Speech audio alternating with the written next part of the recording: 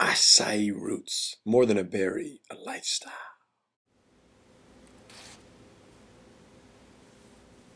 Dang. So soft. I know what everyone's thinking. Johnny Hendricks won that fight. And even though we might be right, the reality is GSP won the game again. Until we do away with this 10-point must system and we begin judging fights based on the totality of the damage done, this will continue to happen. And as the old saying goes, don't hate the player, hate the game. At the end of the day, I don't really care who won the fight. I just care that there were at least 3 breakdownable moments that we can explore, analyze, and learn from. So you guys can learn some techniques that can save your neck in a real street fight when the Nevada State Athletic Commission isn't there to mess it up.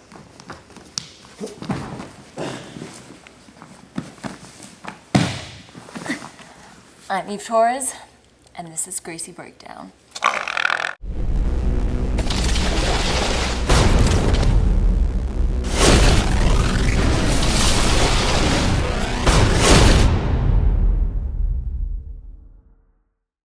For us, the first indication that this was going to be a long night was when GSP violated one of his very own success secrets. He shot a guillotine and he pulled guard. And if you've seen our previous GSP success secret videos, you know one thing. He does not give up position for submission. First round, part of the scramble, right? GSP shot this guillotine on this side over here, please. GSP wrapped Hendricks' neck, boom. Okay, during the scramble, he posted the outside leg, he shot the knee across the belly, and what he was going for was this modified arm and guillotine. Let go of my neck, please. Where you have a head and arm right here. Boom, you're grabbing.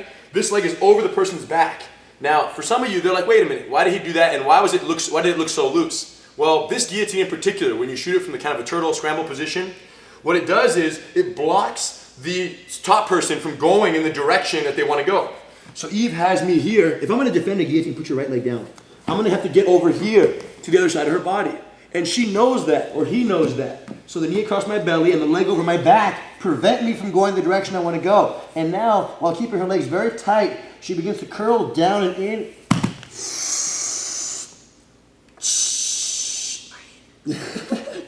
So it's a really effective guillotine. But it's amazing, right? Because it looks so open. They're like thinking, well, it's so open. And it is open. But the problem is the direction that they have to go is the direction that A, chokes them tighter, B, causes them to give up the top position for Johnny Hendricks to fall over and give up the top position as it happened when GSP almost came up to the mount, or C, create a perfect opportunity to transition from the guillotine attempt into an anaconda, which is a nice option, okay? So check it out. So if she has this right here, the most common reaction to this is the person in my position falling off past this leg over here, moving away. And all Eve has to do is shoot this a little bit deeper, and she can walk towards my legs right now and trap my top leg. And now squeeze. Done. One more time, full combo. Starting from the knees. So someone shoots off a double leg or in a scramble like we saw it. You wrap the head and arm. You post the outside foot on which side? Opposite the neck, because that's starting to set up the wall. The wall that is, we don't want this person to pass that way. If anything, we want them to go this way. And then Eve, go ahead and shoot this knee across my belly and then close the sandwich with the other calf of my back. So during the scramble here, boom, leg up. 1, 2.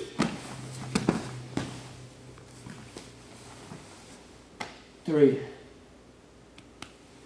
Boom. It's a good one. Now, a lot of people thought Hendricks tapped during the scramble because what happens in their situation, Hendricks didn't flop and GSP shoot the anaconda. Instead, they flopped and they reversed. Right. Where GSP ended up on top, almost a mounted arm and guillotine, but Hendricks did such a good job of checking the hips and starting to scramble back up. But during his get out, they ended up in a situation like this. Boom. Over here, Mark. Over here, so like it was a situation where they kind of got up, and then as he built the house right here, this hand like, let go of my neck. It like vibrated on the hip a little bit right here. And it wasn't even that distinct. I mean, it was just like, it was yeah. So anybody who wonders if that was a Brazilian tap on Hendricks' part, it wasn't. Okay, I know my Brazilians and I know their Brazilian taps. And Hendricks did not utilize the Brazilian tap. GSP didn't think he tapped. GSP knew he didn't have the submission. During that kind of scramble, someone at Hendricks' level doesn't tap in the confusion. You understand? It wasn't like it was solid. It was all kinds of movement going on, and he knew that the position was not secure enough to submit him for sure. Cool? So, moral of the story. Beautiful guillotine. However, it was a violation. And that's when I said, shoot, GSP respects the threat that is Johnny Hendricks because he's doing things he wouldn't normally do. Respect. You guys ready? So let's talk about this, this guard situation. Hendricks ended up in GSP's guard, and the elbow that actually opened GSP up was from this situation here. Boom. Okay? Forearms inside. After one of the takedowns that Hendricks got off the single leg against the cage, he dumps him, or I think it was one that GSP tripped later in the rounds. In either case, the forearms ended up here. Hendricks had a very nice pressure from inside the guard. It was very kind of John Jones-esque in terms of how much pressure he was actually putting on the neck. The only problem was GSP didn't really take the gift. That was the arm. And as a result, he stayed in the bottom of the fight. He got a lot of pressure. He got hit with the elbows. But part of me feels like it's just been so long since GSP's been on the bottom of the guard with anybody. So it's not that he forgot, because he's a black belt and he trains and he knows his submissions.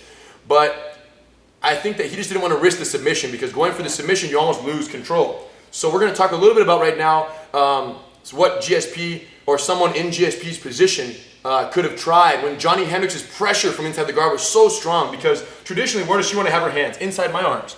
She wants to swim and wrap me up so that my hands are outside. This creates triangle opportunities, omoplatas, kimuras. A lot of things can happen from here.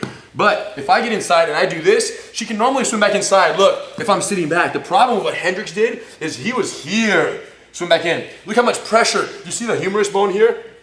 Okay? The humerus bone of my arm was not like this for Hendricks. It was vertical. He was putting so much pressure on the upper shoulder and chest area right here with both hands near or behind the neck that GSP could not swim back inside. He simply couldn't make it happen. Now, the last time we see people driving forearms in the chest like this, let me take one step back. The forearms in the chest is the greatest strength is its greatest weakness. The greatest strength is how much pressure you put to prevent the person from swimming back in. The greatest weakness is that same amount of pressure can be used against you if this person loosens up their hips and spins around for the arm lock. What are the last two times we saw this?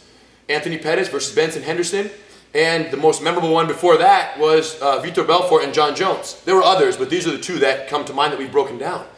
And we're going to talk a little bit now about how the angles are created, and just notice how those arm locks, either they end in a submission, or the many other arm lock attempts that did not work, they end in this person pulling out, which creates the get-up opportunity. So, moral of the story is, the arm lock opportunity was here, and for GSP to get up without taking too many elbows, going for an arm lock in this situation is not a bad option. How do we do that? Angle and catch. Go ahead. 1, 2. Go back.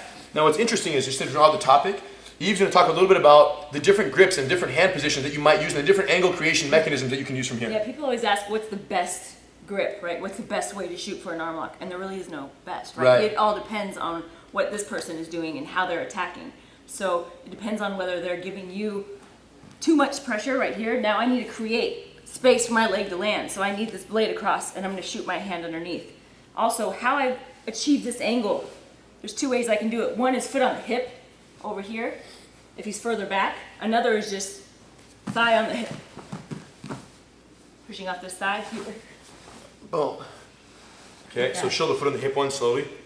So foot on the hip, she pushes. If the hips are a little further away, you can find a wedge of this foot, and as we call the turtle pivot. As Eve makes her turtle pivot slowly, bite the armpit high, that's the bite right there, go back. But sometimes their hips are so close, like a little bit closer, put your foot on my hip. It's congested, you see? There's no space for her foot to come in. So very slowly, push off that thigh, slowly, slower. Yes, see the angle? And then she goes. So the two push-off mechanisms are foot on the hip or hamstring on the hip. Great. Now regarding the hands, this hand right here has three options. It can be hugging my neck, it can be hugging my wrists, or it can be blading my neck. Okay, and it can alternate between one and the other. So if she's gonna be hugging the neck, hug the neck. This is because she's fearing that and block the punch by hugging this arm over here. Yes, this can be fearing the posture because you're concerned about me sitting up. So at this point, she starts to create her turtle pivot, either foot or inner hamstring. After she turns, she's blading and she's spinning over the head. Go back. Perfect. With regards to what this arm is doing right here, this hand here is either hugging the head if it needs posture management, or it's hugging the wrist right here, keeping it tight. And then from here, Eve will create her angle. Go ahead. Boom, pushing off the thighs, both legs come up, and boom, go back. And you'll notice how at the very end right there, she let go of the wrist and she put her blade on my neck. You can do that, you don't have to do that. It all depends on whether I'm too close or too far based on what she thinks her leg can land over my head. And then finally, what this hand's gonna do, this hand's either blocking the punch, hugging the punch, okay, temporarily, or it's being used to anchor under my thigh after she creates the freeze. anchor on my thigh to hold this angle to allow her legs to come over and around the world, boom, and to catch. So all by way of saying, there are, slide down this way please. All by way of saying, there are many options for the foot, many options for this hand, and many options for this one. But at the end of the day, going for the submission when someone has this much pressure on you, when it's hard to block punches and elbows because they're holding you down so well, is the value of it. Besides the submission opportunity, the value is the idea that someone may pull their arm out of the submission, in which case they either create a triangle, an omoplata, or a get-up opportunity for you. So you go ahead and create your angle, any one of them. Boom. He pulls this arm out. Omoplata. Great. Boom. Control. Sit up. Switch. Oh, nice. Okay. Good one. Triangle opportunity, same thing. Go again. He's putting pressure. You create the angle. Boom. He pulls out the arm. Boom. And back to the triangle. Boom. But the point, or they pull out of both. Yeah, so you spin, go ahead. Boom, they pull out of both and you push them away and you're making space and you're getting from base and attacking from there. So the moral of that story is that going for the arm lock isn't so much for the submission as much as to create a scramble and create this person's defensive concerns, right? Right, but change from offense to defense a little bit. Yeah, Hendricks had no concern for the submission, so he was able to sit there and put pressure. Now he let GSP up, which is ironic, but nonetheless, if you guys end up in this situation and someone has that much pressure on you and you feel like, man, I can't block punches, I can't really get inside, angling, going for a submission will make them at least worry about it, because if they don't, you'll catch them. And when they worry about it, that's your window, that's your escape, that's your get-up opportunity. Now, there was one more cool situation that took place. Double leg attempt against the cage. GSP's back was against the cage. He was going for the Kimura lockup, and people didn't really understand why he was doing that or what could have come from that. We want to show you an idea that can come from that, and what Hendricks did to counter that was so sneaky. Check it out. So Eve's against the cage right here, and GSP's putting pressure. I'm sorry, Eve's GSP, and Hendricks is here putting pressure against the cage. He grabbed the double wrist grab on this arm over here. Now what Hendricks did to counter this, when GSP got this a few times, besides the single leg that he was successful on, one time he slipped his head out, and he wrenched his arm up. Boom. Now GSP didn't tap, he straightened his arm and limped arm out of it, and he pulled out of it, but it was pretty close. It was a pretty serious scare when Hendricks pulled his head out and started wrenching the arm. Rotate here. So go for the Kimura over there. Kimura over here. Boom. So he slipped out. Look, he went whoop, and he wrenched this right here. Stand by. That's what he was trying to do. He wanted to wrench the kind of a reverse Kimura by coming out and ripping this straight up. And it hurts. And it's not a very controlled submission, but it's a very fast and very annoying submission. So GSP had this, got spooked by that and had to let go of his arm for sure. Now, one thing that you can try, if you ever have this standing kind of Kimura wrap on the grip right here, is this. So she has the wrap over here. When my head comes out, instead of letting me bring her hand up, she keeps my hand up. She'll put the inside hook on my thigh. Boom. She'll sit down. Boom. Knee over, leg up, and Kimura. If he locks hands, boom, straight back. And if he locks biceps, dig in here, grab all 4 fingers, crumple them like a piece of paper. So at the end of the day, Hendricks put him through a good beating, but GSP won the game. At the end of his fight, GSP hinted towards retirement, and we really hope he wasn't serious. Yeah, we really hope he wasn't serious. We enjoy breaking his fights down. He's one of the best players of this game called MMA, and if it was his last fight, sir, we thank you. We learned so much, and we appreciate everything you've done as an ambassador of the sport. But if it wasn't your last fight and you were just keeping it playful, we can't wait till the next one, all right? The winner of the last Gracie giveaway was a Andy Gracie 100-year commemorative limited edition Gi. I haven't even gotten one of those yet. Yes, so our friend Bryce Snave, who we asked you guys, who was gonna win the fight and how? GSP versus Hendricks. And he predicted accurately that GSP would win by split decision. Yes, one of the very few people who decided that, who selected that, and he was the randomly selected person of those selections that got the Gi. Now, since this might be the last Gracie Breakdown for 2013, we thought it had to be something special. So here's what we promise. Any item, any piece of gear, any training DVD collection, anything from GracieLifestyle.com, our website, you can have for free. You guys, it's so simple. All you have to do is tell us who you think is going to win the fight, Silva or Weidman, exactly how they're going to win, and which Gracie store item you would like to win if you're the chosen one for free. For example, I think Anderson Silva is going to win TKO, first round, and I'd like to win the Swordless Samurai long sleeve t-shirt. Oh, look at that. Check Turn it around, out. turn around, turn around. What the samurai do with their swords, we do with our hands. Eddie Gracie once said that, and I just got my hook up. You should try it. It's dope. It's dope. It's dope. You try. Okay. I think Chris Weidman's going to win. Second round knockout again. And I want the women's collegiate t-shirt. Dang, yo. You gotta wear this one. Yeah. This is fresh. This is fresh. Listen, you have to wear this one all the time around. When I'm not around, you have to wear this. And if the boys say anything, guillotine choke them. But this gives them the fair warning. Like that'll stop them. Respect. Listen, Anderson Silva's gonna take it. Third round. After some dancing, okay, successful dancing.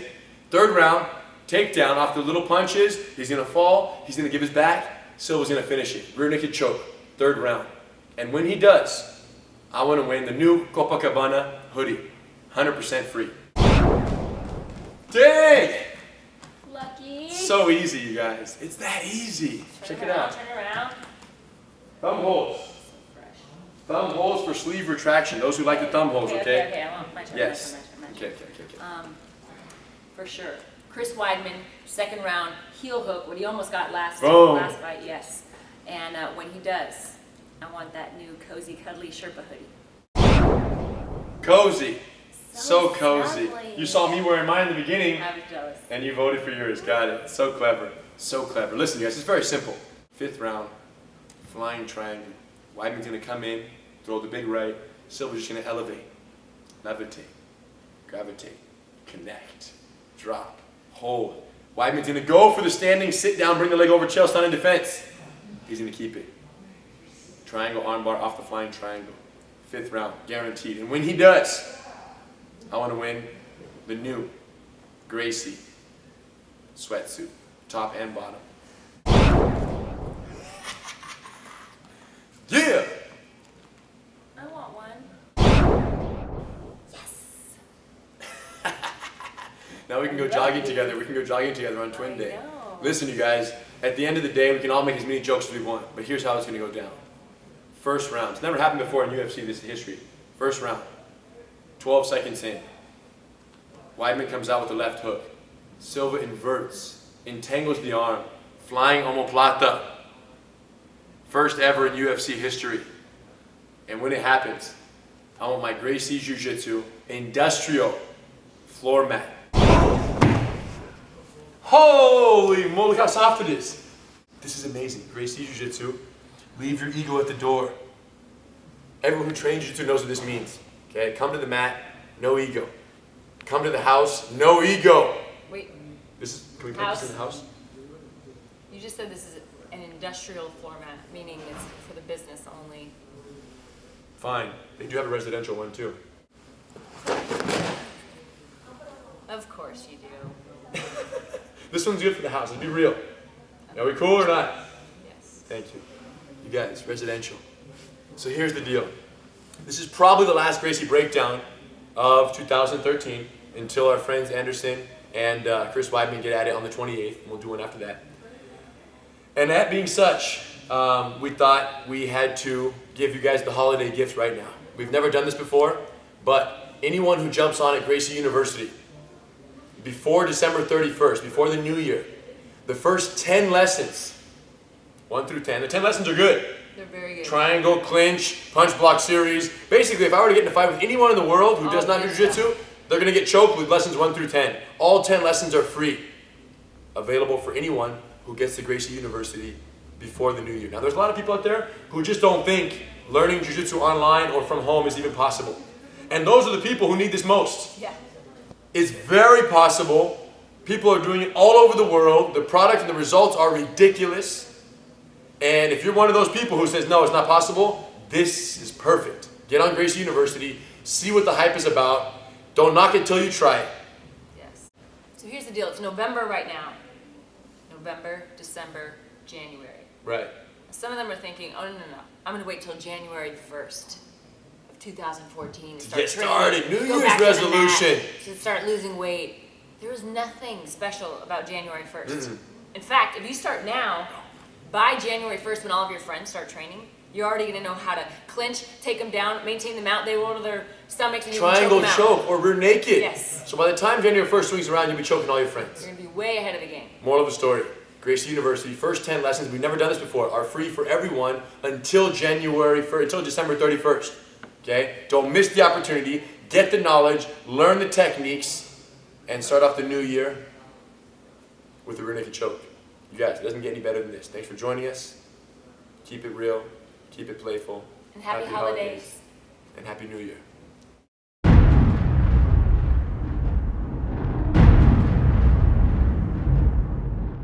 Drink one coconut, because the best water grows on trees.